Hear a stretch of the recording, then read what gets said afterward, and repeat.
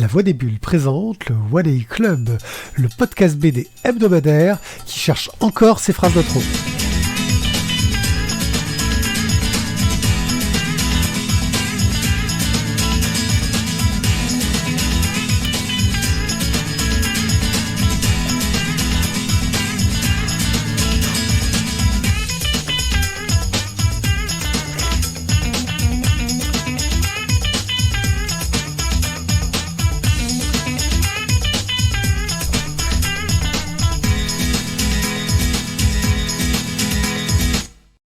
Coucou les gens, bienvenue au One Day Club.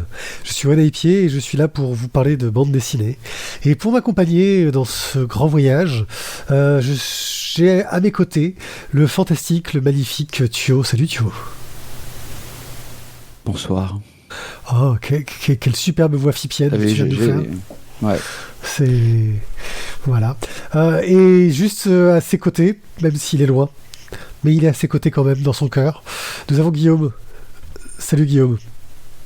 Bonsoir tout le monde. Voilà, ou bonjour, hein, ça dépend quand les gens nous écoutent, on sait jamais en fait. Oui, bonne nuit alors aussi. Hein. C'est l'avantage du podcast. Joyeuse Pâques, tiens. Voilà. On espère si vous écoutez ça le soir que nos voix vont vous endormir. On espère si vous écoutez ça le matin que nos voix vont vous réveiller. Quoi qu'il arrive, nous allons tout de suite vous parler du programme, un programme fantastique. Nous allons parler de Sacrée Sorcière, de Sangoma et du dernier Atlas tome 3 avant d'enchaîner sur une petite rubrique online, comme ça faisait longtemps que j'en avais pas fait et pour le coup je vais ressortir des vieux trucs dont j'avais pas encore parlé parce que voilà, j'étais un peu en séchage d'idées. Bref, un chouette programme qu'on va tout de suite pouvoir commencer avec Sacrée Sorcière. Donc, Sacrée Sorcière, une bande dessinée inspirée par Roald Dahl, dessinée et scénarisée par Pénélope Bagieux chez Gallimard pour 23,90€. Mon cher Thio, mais de quoi que ça parle donc ? Sachant qu'il y a eu un film par Robert Zemeckis qui est sorti il y a 1 ou 2 ans.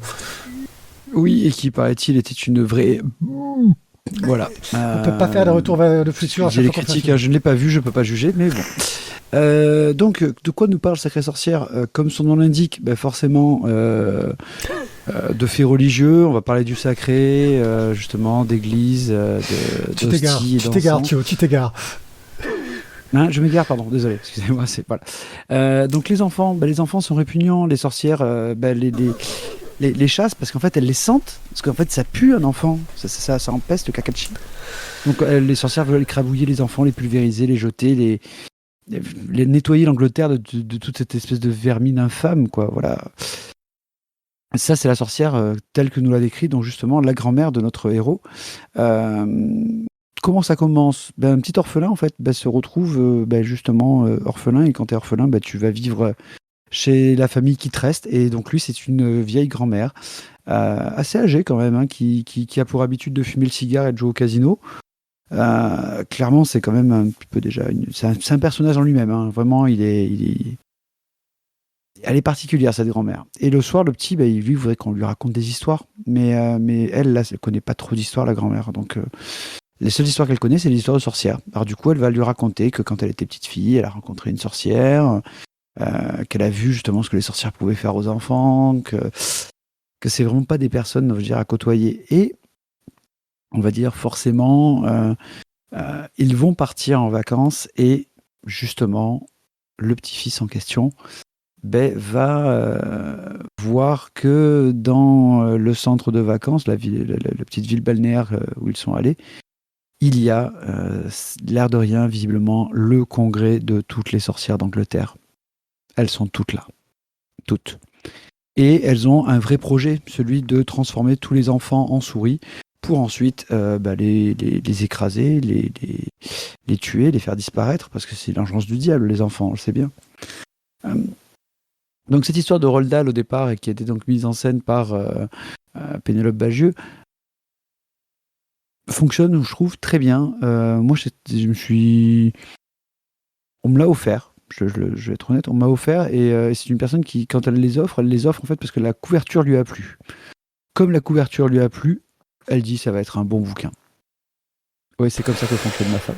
Ouais, mais heureusement qu'ils ne pas les comics. Heureusement qu'ils ne pas les comics, parce que... Entièrement d'accord. Souvent, ça peut être quand même vraiment de la vente mensongère, suivant qui fait la couve. Mais écoute, je sais pas, elle doit avoir du nez, c'est que souvent elle a quand même trouvé des trucs qui m'ont plu. Donc voilà. Je veux pas faire le malin, mais ça doit être parce qu'elle vient les prendre chez nous en fait. Ouais. Malheureusement, oui. Bah, je veux dire oui. Oui, c'est qu'elle est venue chez nous. Joker, c'est ça. Joker, ouais. Non, c'est qu'elle monte à Aix toute seule comme ça, juste pour le plaisir, pour venir vous voir vous. Moi, je le fais, mais elle le fera pas. Je suis désolé. J'ai arrivé pourtant. Ah, mince. J'apprends des choses en fait. Voilà, donc un bon bouquin, très sympa. L'histoire en elle-même. Alors, quand j'ai lu le bouquin, je me suis aperçu que je pense que j'ai déjà vu une adaptation de l'histoire, mais qui n'est pas celle de Robert Zemeckis, qui date d'avant. C'est probable, hein, c'est un grand classique de Roald Dahl. Voilà, mais du coup, que j'avais déjà vu. Et si tu veux, quand j'ai lu l'histoire, d'un coup, je me suis dit, mais putain, ça me dit quelque chose. Et j'ai pas eu la curiosité sur le moment d'aller chercher. Mais voilà, je sais que j'ai déjà vu une adaptation de l'histoire. Et finalement, ça m'a bien remis cette adaptation que j'avais vue au cinéma, m'est revenue en tête. Et ça m'a formidablement, on va dire, fait naviguer dans le bouquin en même temps. Et non, je me suis bien amusé. Voilà. Une bonne bande dessinée sympa. Je pense que même pour les enfants, ça peut être un petit livre à lire le soir en fil rouge, parce que l'histoire est très longue et là, le Secret Sorcière a beaucoup de pages. Ça pourrait presque être une sorte de Tizak approved avec le petit tampon dessus, parce qu'il y a beaucoup de pages et il y a en plus une grosse couche de carton dessus. Ça, c'est le truc qui fait. Ça vous a marqué, hein, cette histoire de. Donc, je pense, voilà, c'est vraiment la BD à avoir pour tous ceux qui aiment les enfants et qui ont envie de lire ça tous les soirs. Vous faites un petit avancée dans l'histoire tous les deux. C'est bien. Voilà, une bonne découverte. Moi, je me suis bien régalé avec Sacrée Sorcière de Roald Dahl et Pénélope Bagieux. Et toi, Pierre, qu'en as-tu pensé ? Eh ben, j'ai trouvé ça plutôt pas mal parce que c'est étonnamment moderne. J'avais peur. Pour moi, Roald Dahl, il a un côté un petit peu à l'ancienne, tu vois. Je pense surtout à Charlie et la chocolaterie, Ouais. qui a ce ton un peu doucereux, un peu vieillot. Enfin, tu vois, ce côté d'histoire pour enfants du siècle dernier, on peut le dire maintenant. Et là, j'ai trouvé que, je sais pas à quel point elle a adapté, mais on reste sur des personnages. Enfin, les personnages sont modernes dans leurs traits, dans leur look, dans leur approche, et ça marche super bien. Voilà, franchement, j'ai trouvé ça super cool. J'ai passé un très très bon moment à le lire. C'est le style graphique peut peut-être un peu rebuter les plus jeunes. Je sais que ma fille au début a pas voulu le lire parce qu'elle n'était pas à fond. Alors que moi j'aime bien comme style graphique. Finalement, comme elle avait plus rien à lire, elle a fini par le lire et elle a trouvé ça très bien. Mais voilà, je sais que y a une sorte de stylisation qui moi me semble très adaptée à l'histoire, mais qui n'a pas forcément accroché les plus jeunes, quoi. Ouais. Ok. Non, je vais dire, ça y est, j'ai trouvé, parce que du coup, j'ai un tout petit peu cherché. Mais je n'ai pas cherché très longtemps. Et ça y est, je me rappelle en fait pourquoi ça m'avait vachement marqué à l'époque. C'était Angelica Houston qui jouait la grande méchante sorcière dans le film Les Sorcières en 90. D'accord. Un film de. Et donc, je pense que voilà. Nicolas Roeg. Très bien, un très grand film, mais Angelica Houston. Voilà. Mais le monsieur, il a fait plein de films que j'ai jamais vus. Voilà. Nous en sommes ravis. Tiens, on va faire, vu qu'on arrive à avoir du temps ces derniers temps, on va faire la petite question au libraire. Tu disais, Guillaume, qu'il était indisponible à l'heure actuelle. C'est un gros succès ce bouquin en librairie ? Oui, de toute façon, Pénélope Bagieux, par défaut, en général, elle a son public maintenant et elle attire pas mal de ventes. Et puis, comme l'adaptation était plutôt bien, il y a eu une bonne presse et le livre la BD est bien partie. Et donc oui, je voulais la lire pour l'émission, mais j'ai plus rien en stock à la librairie et impossible de la faire revenir pour le moment. Donc voilà, j'ai beaucoup aimé ce bouquin puisque je l'ai pas lu, je sais pas ce qu'il. Puisque je l'ai vendu. Je l'ai beaucoup aimé puisque je l'ai vendu. C'est ça. Non, mais après voilà, j'avais quand même les retours de Naomi là pour le coup et de Dali aussi qui l'ont apprécié. Donc je me suis servi du pitch qu'elles m'ont donné et de ce qu'elles m'ont raconté, histoire de proposer des choses cohérentes aux gens en fonction de ce qu'ils recherchaient. Mais c'est vrai que j'ai pas eu le temps de le lire, quoi. Il est parti trop vite en fait. Ok, bah Sacrée Sorcière, d'après Roald par Pénélope Bagieux chez Gallimard pour 23,90 €. Quelque chose qui saura plaire à tous les enfants et à ceux qui le sont restés dans leur cœur. Guillaume, maintenant tu vas nous parler de Sangoma, de Caril Tout à Ferré fait. et de Corentin Rouge au dessin, les damnés de Cape Town. Mais de quoi donc que ça nous parle, que cette bande dessinée sortie chez Glénat pour 25 €? Eh ben, écoute, ça nous parle des Sangoma justement. Donc en fait, donc c'est un polar. Ça peut se lire. C'est un one shot. Ils pourront éventuellement raconter d'autres histoires avec le personnage principal s'ils veulent. Euh, Pardon. Et donc voilà, en fait, on est en Afrique du Sud, donc en plein apartheid, qui donc les Noirs veulent récupérer leurs terres, les Blancs sont bien obligés de céder, mais ils veulent pas non plus perdre tout ce qu'ils ont investi. Et en fait, voilà, donc l'action va se passer principalement dans une ferme dans, euh, dans une ferme donc tenue par des Blancs, où qui sont donc un petit peu en bisbille avec leurs employés, dont un en particulier qui est assez virulent en termes en tant que révolté. Et puis sur ces entrefaites, un décès a lieu et visiblement le décès est pas naturel, donc on va rappeler un inspecteur, donc notre personnage principal. On va appeler un inspecteur pour enquêter sur le problème. Bien sûr, monsieur, s'il vous plaît, ne faites pas trop de vagues, il y en a suffisamment en ce moment. Il y a suffisamment de gens qui brûlent les fermes, noir ou blanc d'ailleurs, c'est plus tellement la question, finalement, c'est même plus qui fait quoi. Mais il faut faire ça sans faire de vagues. C'est pas vraiment la spécialité du gars en fait, hein. Lui, son truc, c'est vraiment de résoudre l'enquête, et en fait, on va rentrer donc dans les méandres de l'Afrique de l'Afrique du Sud, oui, pour savoir ce qui s'est passé, pourquoi cette personne est morte, et on va même rentrer dans les folklores, puisque en essayant d'élucider le le crime, il va remonter toute la piste et comprendre exactement tout ce qui s'est passé, le pourquoi du comment. Et donc, voilà, le sangoma, c'est effectivement un élément du folklore africain, une espèce de chaman en gros, pour simplifier, et je vous laisse découvrir les détails exactement. Et donc voilà, une BD que pour ma part j'ai beaucoup appréciée parce que bien faite, bien écrite, bien rythmée, un bon scénario, pas forcément ultra novateur, mais bien fait, très bien rythmé, qu'on déroule sans problème. Quand on rentre dedans, c'est très difficile d'en sortir. Et voilà, un dessin qui a un côté peut-être un petit peu classique, mais pareil, très très bien exécuté. Enfin voilà, pour moi c'est un très très bon ensemble en fait. J'ai beaucoup aimé ce bouquin, je l'ai survendu à Noël parce que je l'ai vraiment adoré. Voilà. Donc si vous voulez un bon polar avec un petit peu de folklore local, allez-y, foncez. Thio, qu'en as-tu pensé? Oui, un blanc. Tu en as pensé à un blanc. Franchement, Non, c'est j'avais pas un pas peu ça blanc, raciste. j'étais en train d'essayer de pas tousser tout de suite dans le micro. Je t'ai posé la question C'est justement comme, où tu voulais comme, tousser. comme les auditeurs doivent l'entendre, en fait, on est tous pris du nez et on est tous en super forme. Ouais, j'ai été moi assez charmé en fait par ce Sangoma.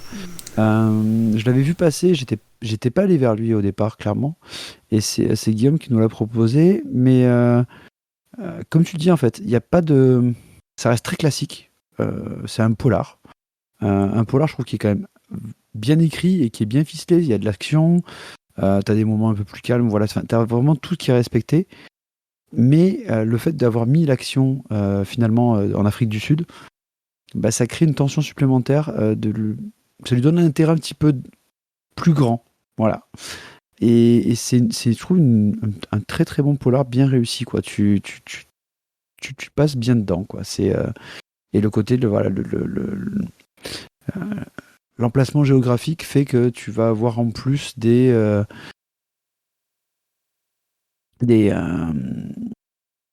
pas à retrouver mes mots, mais Des problématiques.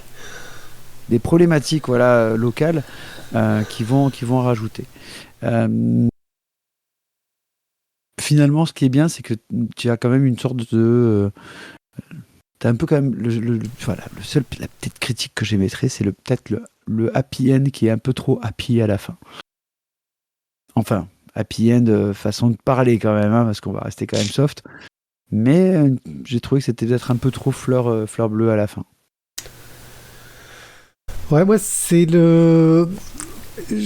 bon polar, mais de là à dire qu'il est bien ficelé, je trouve qu'il y a trop de coïncidences et de relations entre les personnages, en fait, qui sont un peu des coïncidences de cheveux sur la soupe. Je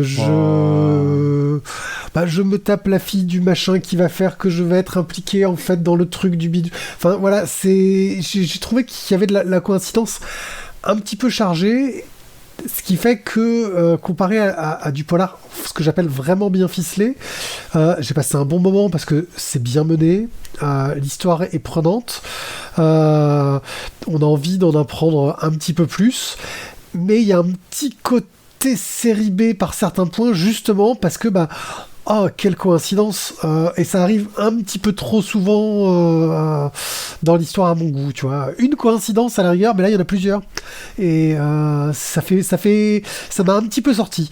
Après, j'avoue, je serais pas du tout allé vers le bouquin parce que la couverture me donnait pas du tout envie. Clairement, que je connaissais pas l'auteur Karel Ferré, qui apparemment est un romancier plutôt réputé, qui a sorti Zulu, qui a été un très très gros succès là-dessus, enfin en roman en tout cas, et qui pour le coup c'est pas une adaptation, c'est vraiment une création pour la bande dessinée, et je trouve ça plutôt cool qu'un romancier aille créer pour de la bande dessinée plutôt que de se contenter de faire de l'adaptation. Mais voilà, c'est un bon polar, tu passes un bon moment, mais de là à... Voilà, moi le côté bien ficelé, il faut que ce soit un peu plus subtil dans les relations entre les personnages et le dénouement de l'intrigue en fait. Voilà, je trouvais ça un poil lourd. Alors, je me permettrai juste de citer Tizak là dans son appréciation sur le chat là.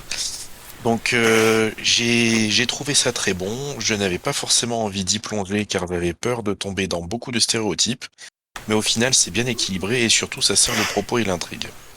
Le dessin semi-réaliste colle parfaitement, tous les personnages sont identifiables et de belles couleurs. Voilà, je ferme la parenthèse. Mais voilà, donc ça reste une intrigue plutôt... Enfin, voilà, c'est la voix de la raison, Tizak. Le truc qu'il y a pour moi là, c'est qu'il n'y a pas vraiment d'enquête en fait. Tu vois ce que je veux dire ? C'est... Ouais, là t'es dur, je trouve. Hein. Ah ouais, non, Parce que là, parce que l'air de rien, le mec il en chie quand même, parce qu'il faut quand même qu'il arrive à recoller tous les morceaux d'une histoire où personne lui raconte rien, si tu veux. Ouais, enfin il va quelque part, il tape sur la gueule des gens, et puis il arrive à avoir 2-3 réponses, et il va ailleurs, il retape sur la gueule des gens, et il a d'autres réponses, quoi. Et son côté troll. Oui, voilà, il y a un petit côté troll. Enfin, mais je dis pas que j'ai pas aimé, hein, mais je dis juste que on est dans le polar d'action. On n'est pas dans le qui va gérer une certaine ambiance, à montrer un peu tous les ghettos de Cape Town, etc. Et il va en jouer énormément. Mais sur l'intrigue purement policière, c'est pas le point fort de cette BD. Alors Tizak dit au contraire, je dirais que c'est malin, il y a 2 enquêtes distinctes qui se rejoignent uniquement à la fin. Oui, par un gros coïncidence énorme et un petit peu tiré par les cheveux, quoi. Voilà. Ok, donc en fait il fait sa mauvaise foi, ça va. Ouais, c'est ça, il remplace Tizak ce soir. Voilà. Par contre, Pierre, je pense que tu gagnerais à te rapprocher un peu de ton micro parce que la détection de la voix des fois est un peu... Ah, la détection de la voix est un peu limite. D'accord, je vais la couper en fait, la détection de la voix, ça sera plus simple. Ok, donc très bien, c'est Sangoma par Karine Ferré, Corentin Rouge, chez Glénat pour, je sais plus le prix parce que je l'ai perdu de sous les yeux, c'était 25 €. Et il est temps... Je me suis coupé avec un jingle. Franchement, le Stream Deck, c'est magique. Ça me met à égalité avec tout le monde. Je peux moi-même me couper avec un jingle. Tu peux même te couper la parole. Voilà. Fatigant, hein. Ouais, c'est... Non, en fait, je m'y fais tout à fait. Bref, vous pouvez nous aider si vous aimez notre émission. D'abord, en parlant autour de vous, ce qui est cool. Ensuite, en cliquant sur les vignettes, sur les couvertures des bandes dessinées sur le site lavoidesbulles.fr, ce qui nous permet d'avoir des commissions si vous achetez des BD en allant sur le site Bubble, qui vous permet d'acheter chez votre libraire favori, pour peu qu'il soit partenaire chez Bubble. On avoue, on n'a pas trouvé de meilleure solution. C'est ça, Amazon, BD Fugue, enfin, c'est compliqué de trouver un bon partenaire qui tienne la route à ce niveau-là. Mais vous pouvez aussi directement nous soutenir en nous offrant un café, une bière ou des BD. Tout simplement, par exemple, vous pouvez nous acheter un très très bel intégral en allant sur Tipeee et en mettant par exemple 70 €. Hein, c'est un bel intégral sympathique, ou un petit tirage de tête pour 150 € si vous voulez, mais vous pouvez être beaucoup plus simple et mettre 1 € par exemple par épisode en vous bloquant à quelques euros par mois si vraiment vous êtes à la dèche, en allant sur tipeee.com, tout comme l'ont fait déjà Chevonne, Warlove, Tot, Stéphane, Cobal et Boob, qui sont vraiment des gens très très bien, et vous aussi vous pouvez être des gens très très bien en nous soutenant directement. Voilà, c'était l'instant pub. Je crois qu'on va pouvoir passer aux choses un peu plus sérieuses là maintenant de suite. Le dernier Atlas, le tome 3, une bande dessinée scénarisée par Gwen de Bonneval et Fabien Vellman, dessinée par Hervé Tancrel, colorisée par Laurence Croix, et dont la plupart des designs mécaniques sont de Fred Blanchard. Attention, je vous lance dans le tome 3 de 3 pavés. Donc, c'est parti pour le pitch de la mort. Previously on le dernier Atlas. Nous sommes dans une dystopie où des mécas de chantier, les Atlas, ont permis à la France d'éviter la guerre d'Algérie. Mais où un incident nucléaire a amené au démantèlement de ces robots, les Atlas. Alors qu'un étrange phénomène se produit en Algérie, Ismaël, un lieutenant d'une mafia dirigée par Dieu le Père, c'est le surnom de ce gars-là qui ressemble à Jean Van Damme, se persuade qu'il faut remettre en état de marche le dernier Atlas qui pourrit en Inde, et réunir les pilotes à la retraite pour lutter contre le phénomène.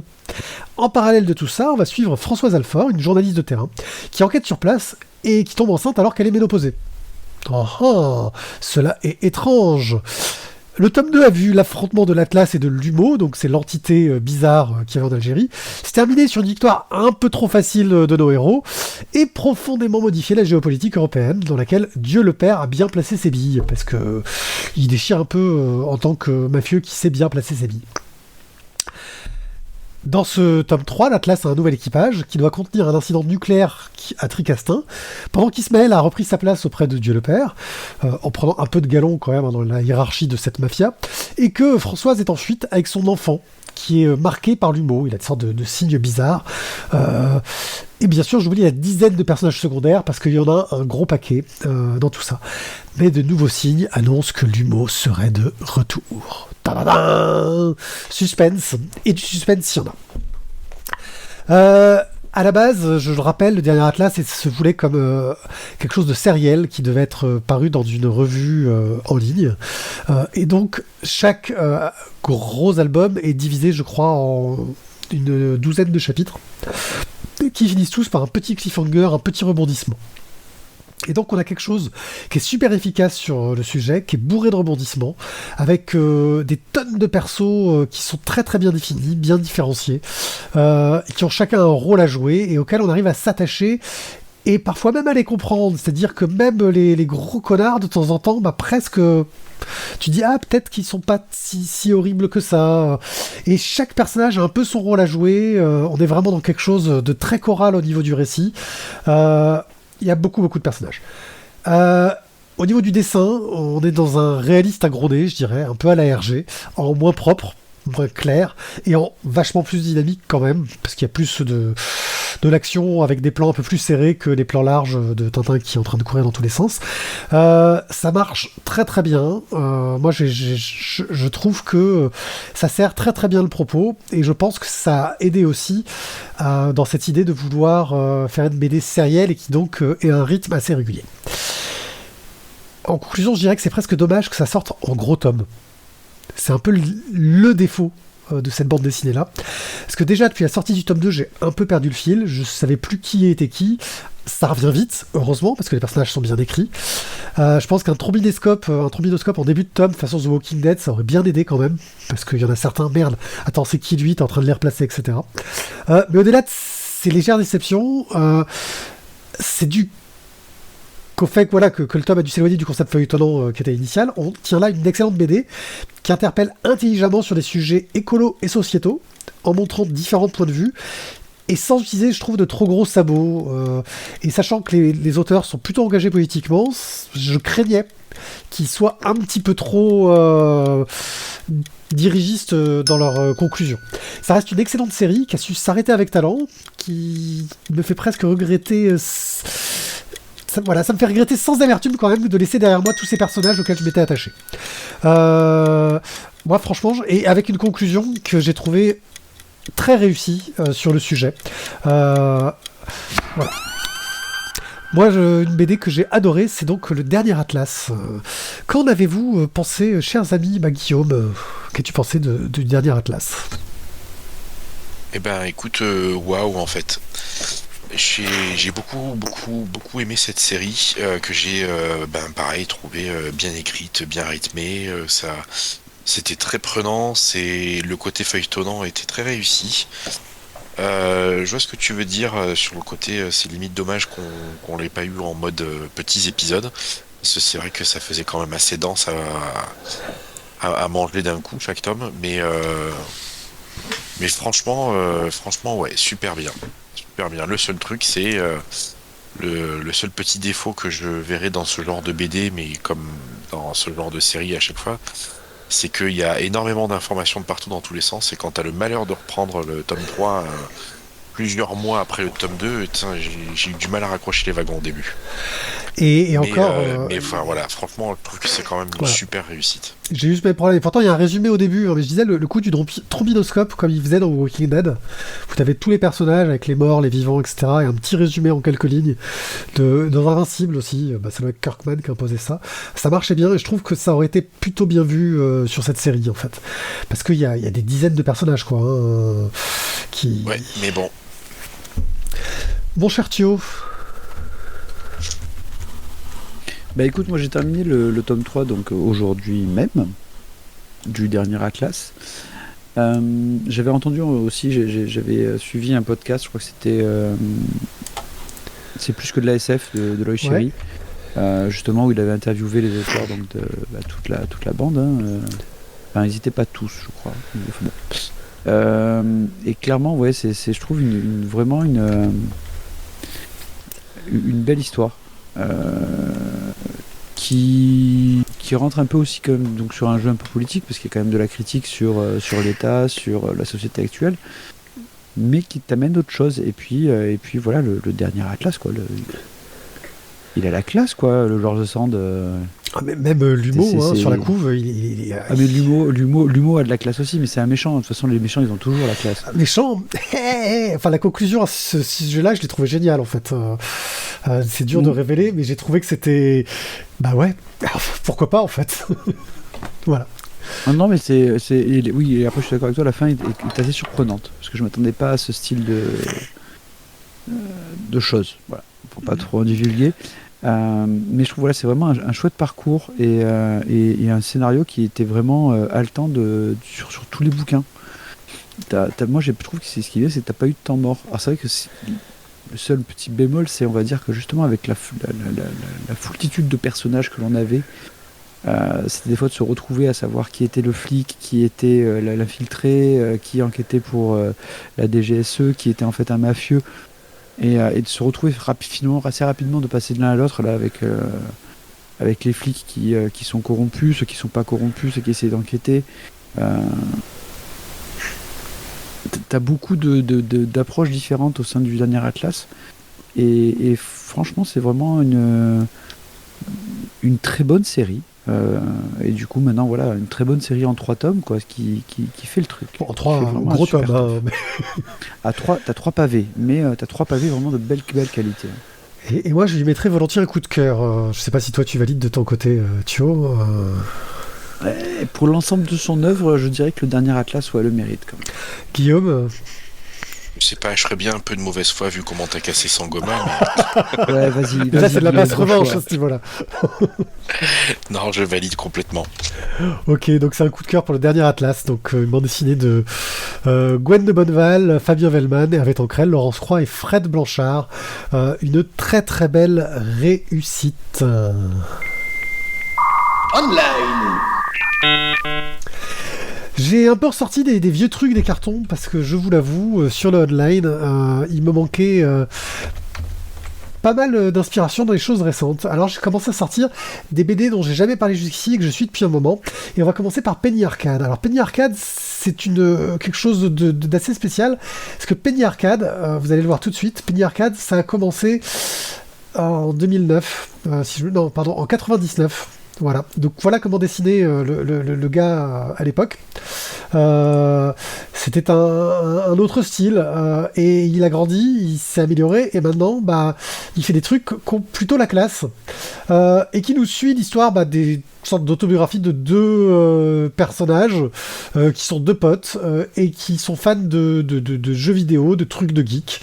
Et régulièrement, en gros, chaque strip va revenir sur une actualité, la plupart du temps, autour de l'industrie du jeu vidéo.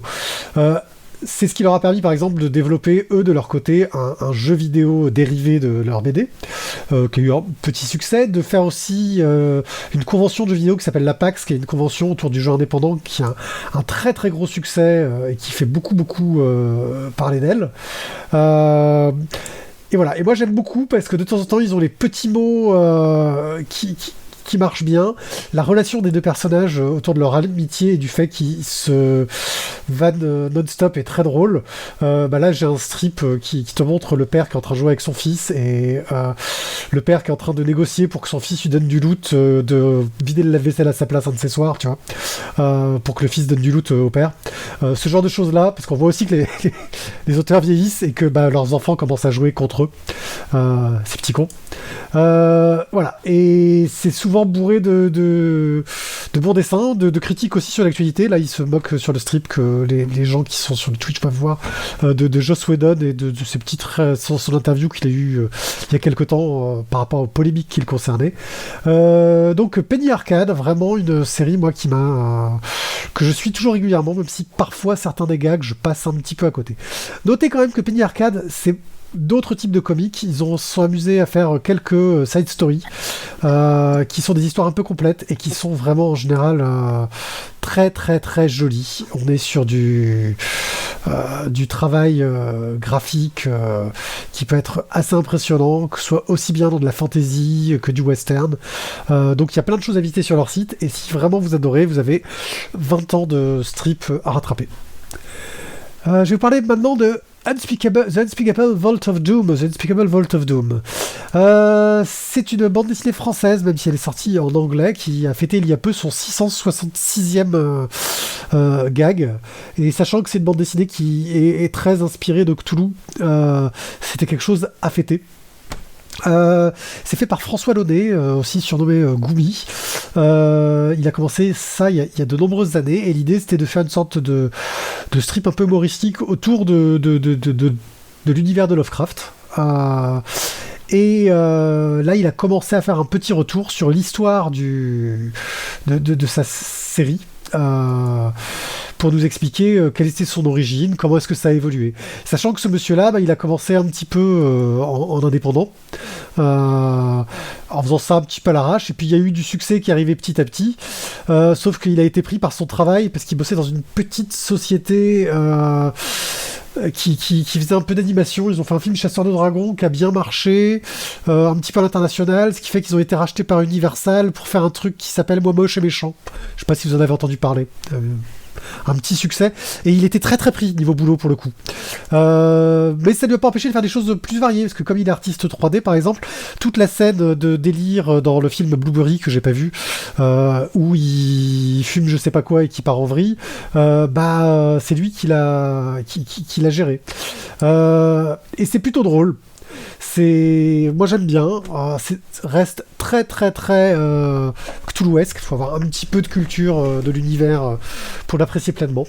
Voilà, les mises à jour sont de moins en moins nombreuses, mais il y en a quand même encore de temps en temps, et ça vaut le coup d'être lu si vous aimez ces univers-là. Donc c'est The Unspeakable Vault of Doom, qui est vraiment moi une de mes BD que j'aime pas mal suivre. Je sais pas si vous avez jeté un œil aux choses dont j'ai parlé, les amis. Non. En fait, je crois que The Unspeakable, excuse-moi, je vais te la faire à toi. The Unspeakable Vault of Doom. Unspeakable Vault of Doom. Celui-là, je crois que tu m'en avais déjà parlé. J'en avais déjà lu quelques-uns chez toi, en fait, quand tu essayais il y a quelques années de me parler de online et de me dire vas-y, il faut que tu suives ça, c'est trop bien. Ouais, c'est possible. Et surtout comme c'était Cthulhu, c'était forcément pour moi. Ouais, c'est le genre de truc qui te parle, Cthulhu. Mais du coup, j'ai vu que je vois en ouvrant la page qu'ils ont fait une adaptation, enfin des éditions françaises de ça. Ouais, mais chez des éditeurs qui n'ont pas duré.